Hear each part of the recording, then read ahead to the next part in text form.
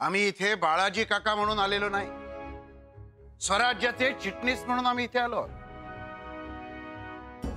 स्वराज्याच्या चिटणीसांचा मान युवराजांकडून राखला जाईलच. या बाळाजी काका या.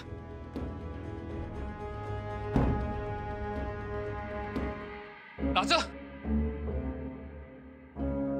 फौज सज्ज झाली. चल.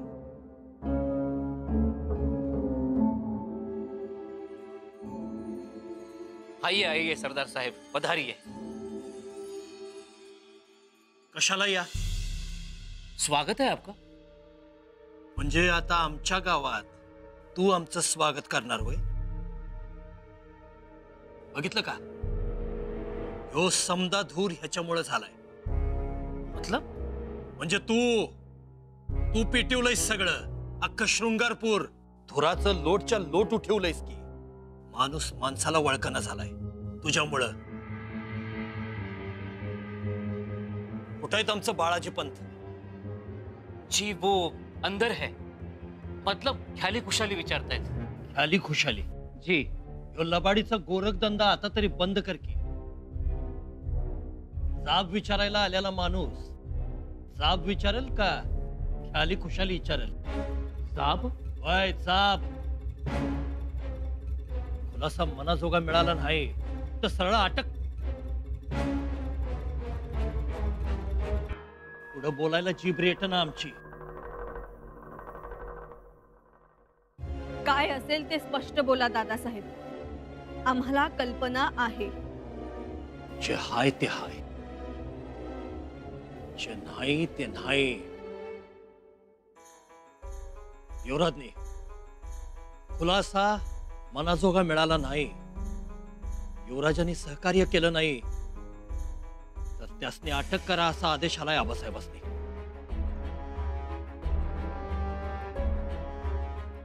बाबा लेकिन लेकिन पण परंतु खाली होमकुंडात देखिए बी खाल तिथंच आणि ते पेटवून. साहेब ह्यो करायला लावतोय समद. ह्यो भरीस पाडतोय. युवराज ह्याचा ऐकत्यात. मग आमचं दाजी साहेब भोळ सांब अडचणीत येत्यात. आगे लावतोय कोण? ह्यो. देखिए गणोजी राजे, आज इथे पुण्यशील विधी संपन्न झालाय. शाक्त साधूंची इच्छा पूर्ण केली युवराजांनी आणि साधूंनी सुद्धा युवराजांच्या सुखासाठी, समाधानासाठी, आरोग्यासाठी इथे अभिषेक केलाय. जरा समजून घ्या. असं मग महाराज असले त्रास देणारा इदी हा यो असा बोबाटा कशा पायी झालाय रे? पता नाही राज, यो अशीच वाट अडवून धरेल. चला आज जाऊन बघू बाळाजी पंतांना सहकार्य केलं का नाही, म्हणजे आदेशाची अंमलबजावणी करता येईल.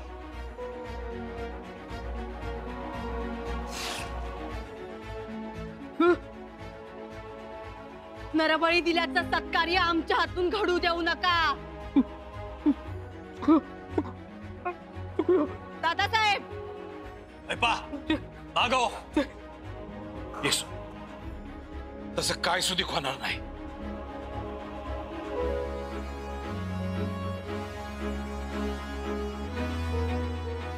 साहेब अटकेचा आदेश आलाय हे खरं आहे, पर असलं वंगाळ काम आमच्या हातनं कधी बी होणार नाही.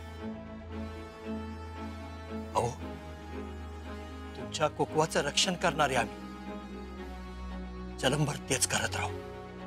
येसू गणोजी राजाने सांगितलं आमचा बी त्योच सबूत आहे. काय सुधी काळजी करू नका, अगदी बिनघोर राहा. बरताई साहेब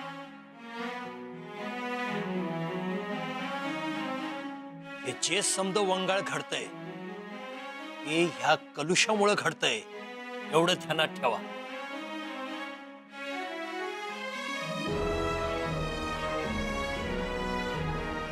वैनिसा चला.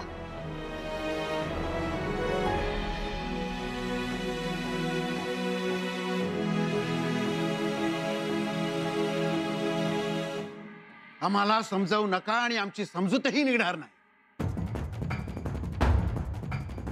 बाळाजी काका, आम्ही तुम्हाला समजावतही नाही आणि तुमची समजूतही काढणार नाही. पण आम्ही काय म्हणतो आहोत ते तरी ऐकून घ्यावं. काय ऐकायचं? प्रत्यक्षात जे पाहिलंय त्याबद्दल ऐकायचं काय?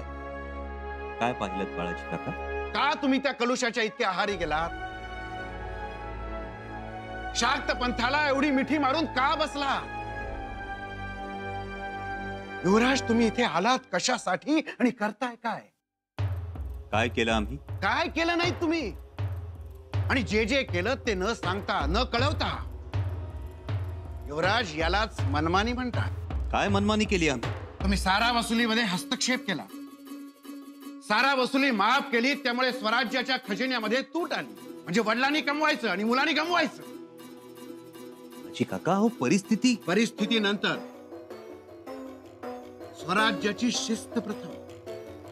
आणि सारा माफी करायचीच होती तर चर्चा करायची, मंत्र्यांना विश्वासात घ्यायचं. हे काहीच केलं नाही आणि भरीस भर म्हणून आखाडे काढलेत. कशासाठी? कुणाला विचारून? स्वराज्याचे युवराज आहोत आम्ही. प्रत्येक बाबतीत कुणाला तरी विचारायलाच हवं का? युवराज, तुम्हाला एका गोष्टीची कल्पना असेल, औरंगजेब आणि या इतर सत्ता महाराजांना घाबरतात असं का वाटतं तुम्हाला? नाही. काय आहे महाराजांकडे? अमर्याद गड, सैन्य, तोफा? काहीही नाही. महाराजांकडे आहे ती फक्त एक शिस्त. मदांध सत्ताधारी घाबरतात ते महाराजांच्या शिस्तीला. युवराज, आणि तीच शिस्त तुम्ही मोडण्याचा प्रयत्न केला. नव्हे तुम्ही ती मोडलीत. आम्हाला नाही वाटत तसं. आत्ताच उदाहरण घ्या. आम्ही तुम्हाला विधी बंद करायला सांगत असताना सुद्धा जबाबदार मंत्र्यांचा शब्द तुम्ही पाळलात का? उलट आमच्या मानेला तलवारी लावल्या, शोभा केलीत आमची. मुळीच नाही बाळाजी काका. युवराज, तुम्ही शाक्त पंथाला जवळ करता, त्यांच्या अघोरी पूजा करता, त्यासाठी रेडे मारता, रेड्याच्या ओल्या कातड्यावर बसता. शाक्त पंथाचे 5 मकार जवळ करता. मांस खाता, मद्य पिता, मासे वर्ज नाहीत. परस्त्री निषिद्ध नाही. काय चाललंय युवराज? हे काय चाललंय? आम्हाला जे बोलायला सुद्धा लाज वाटते त्या हीन पातळीवर गेलात युवराज तुम्ही.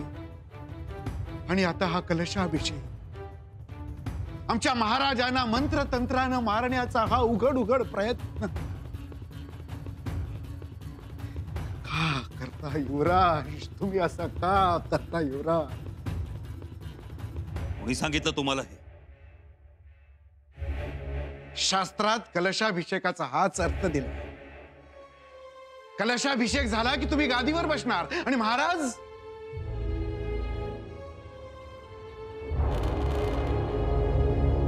महाराजांचं काहीतरी बरं वाईट होणार.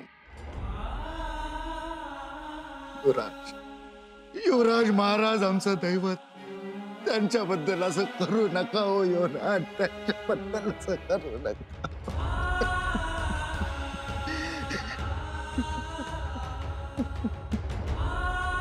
बाळाजी काका, युवराज का केलात हा विधी? का केलात युवराज?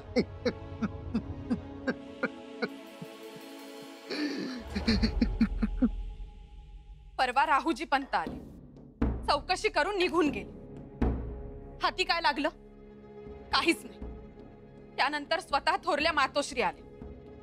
त्या जणू काही निमित्ताची वाट बघत असल्यासारख्याच निमित्त शोधत होते. सापडलं निमित्त, केलं आकांड तांडव आणि गेल्या निघून. आता आलेत बाळाजी पंत. त्यांना तर काय अटक करा असेच आदेश दिले. त्यात कमी म्हणून की काय रायगडाने आमच्या बाबांना मध्ये घेतलं. म्हणजे आता नातही तोडायचं आणि मनही तोडायचं. हेच राजकारण चाललंय बत्ताशीबाई. आणि हे सगळं आबासाहेब स्वराज्यात नसताना घडतंय.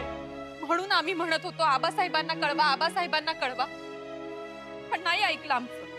तुमचं ऐकायला पाहिजे होतं. हीच तर अडचण आहे ना वहिनीचा. दादासाहेबांना सगळ्या गोष्टी सोप्या वाटतात, सगळ्या गोष्टी सहज वाटतात. पण लोक लोक किती हुशार, किती नजर ठेवून असतात. त्यांना फक्त एखादी संधी सापडण्याची खोटी, लगेच होत्याचं नव्हतं करून टाकतात. खरंय हो. पण आबासाहेबांच्या कानावर जर ही गोष्ट गेली असती तर आले असते का ते अटकेचे आदेश? नसते आले. आणि बाळाजी पंत ते तरी आले असते? झाली असती का त्यांची एवढी हिंमत?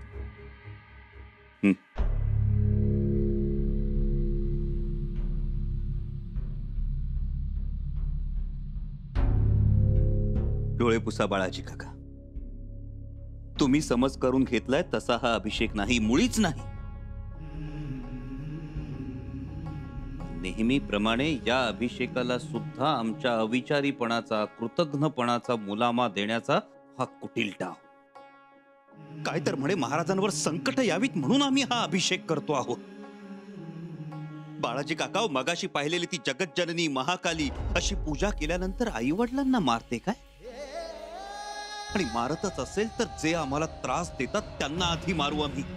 महाराजांना. बाळाजी काका, स्वराज्याचे चिटणीस आहात आपण.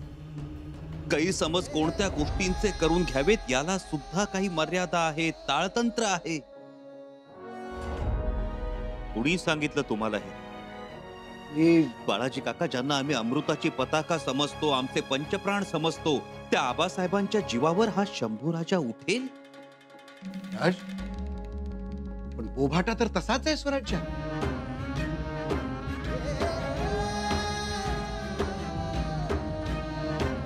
म्हणजे आमच्या विरोधात हे शेवटचं शस्त्र उपसलंय. तर आम्ही जन्मदात्या बापाच्या जीवावर उठलो म्हणजे रयतेच्या मनातून उतरू. त्यांच्या नजरेत आम्ही बाप मारे ठरवू, उलट्या काळजाचे ठरवू. आमच्या कुटुंबाच्या मनात आमच्याविषयी घृणा, तिरस्कार उत्पन्न होईल, नाचक्की, नामुष्की होईल आमची. आजी काका, कशासाठी हे राजकारण? म्हणजे हे होय बाळाजी काका. सुरुवातीला सुरनिसांची मुलगी गोदावरीवरून आम्हाला बदनाम करण्याचा प्रयत्न केला गेला. आमचं चारित्र्य हनन करण्याचा कुटील डाव खेळण्यात आला. पण ती लढाई आम्ही जिंकलो. कलंक लागता लागता बचावलो. पण लगेचच विषप्रयोगाच्या आरोपात आम्हाला अडकवण्यात आलं. आम्ही महाराजांवर विषप्रयोग केला असा करणाऱ्यांनी बोभाटा केला. खुद्द महाराजांनी निर्वाळा दिला, वैद्यांनीही सांगितलं अन्नातून बाधा झाली होती म्हणून. आणि त्या आरोपातूनही आम्ही सुटलो. मग आमच्या धैर्याचं खच्चीकरण करण्याचा प्रयत्न करण्यात आला. सगळी तयारी झालेली असतानाही आम्हाला दक्षिण मोहिमेवर जाऊ दिलं नाही. का तर तिथे पराक्रम गाजवल्यास महाराजांच्या नजरेत भरू. दूर ठेवला आम्हाला मोहिमेपासून. आम्ही ठरवलं रायगडावर राहायचं. पण तिथेही मंत्री म्हणालेच, जर युवराज रायगडावर राहिले तर आम्ही राहू शकणार नाही. म्हणून आम्हाला शृंगारपुरात पाठवलं.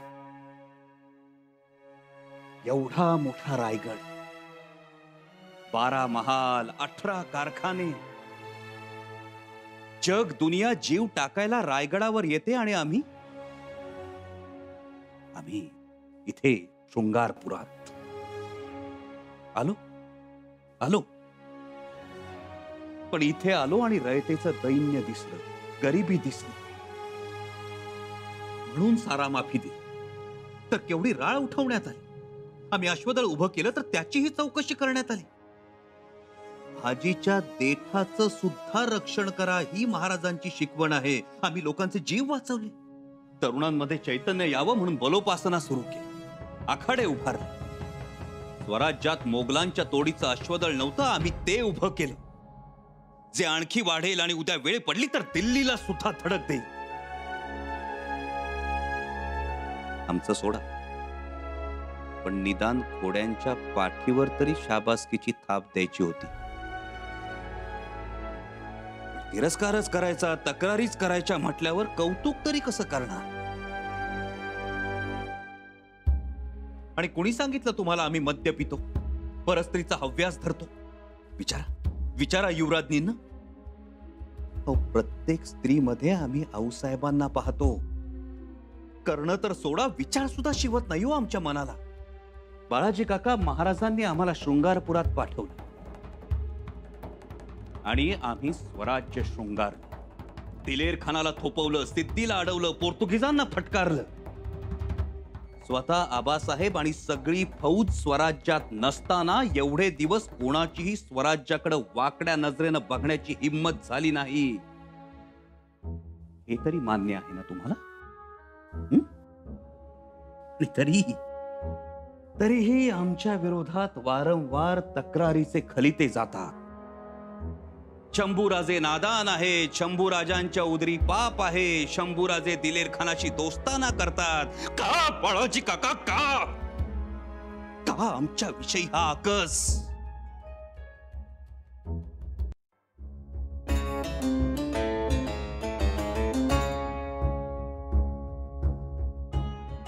युवराज,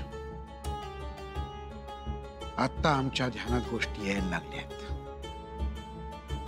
या सगळ्याचा अर्थ काय ठाऊक आहे बाळाजी काका? आम्हाला युवराज पदावरून काढून टाकायचं आहे. आमचं युवराज पद. युवराज, मग मंत्र्यांची कान उघडणी का नाही केली? राणू अक्का म्हणत होत्या, पण आम्हीच विचार केला. महाराज स्वराज्यात नाहीत, ते एकदा परतले की सगळ्या गोष्टींचा सोक्षमोक्ष लावताच येईल. तेही योग्यच केलं युवराज. बाळाजी काका, अजूनही आपल्या मनात काही शंका असतील तर करा आम्हाला अटक, ठोका आम्हाला बेड्या आणि घेऊन चला रायगडावर.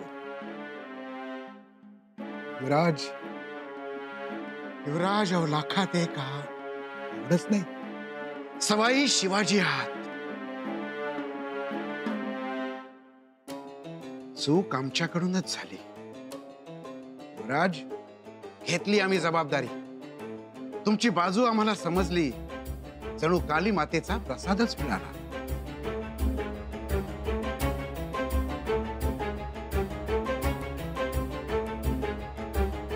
चला, बाहेर सगळे वाट पाहत असतील.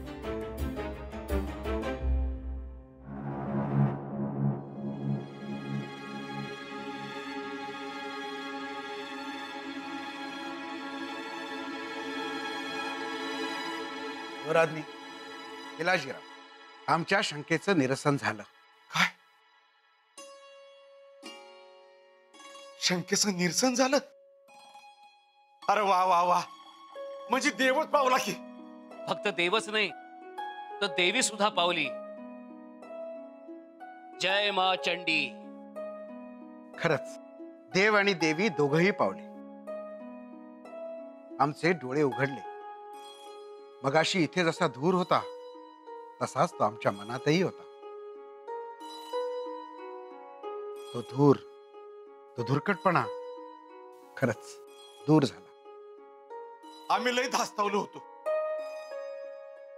धास्तावू नका पिलाजीराव. आपले युवराज म्हणजे 52 कशी सोन्याची लगड आहे हे आम्हाला पटलं. आता जरा स्पष्टच बोलतो. रायगडावर आमच्या आजूबाजूला बारीक आवाजात चर्चा चालू असते.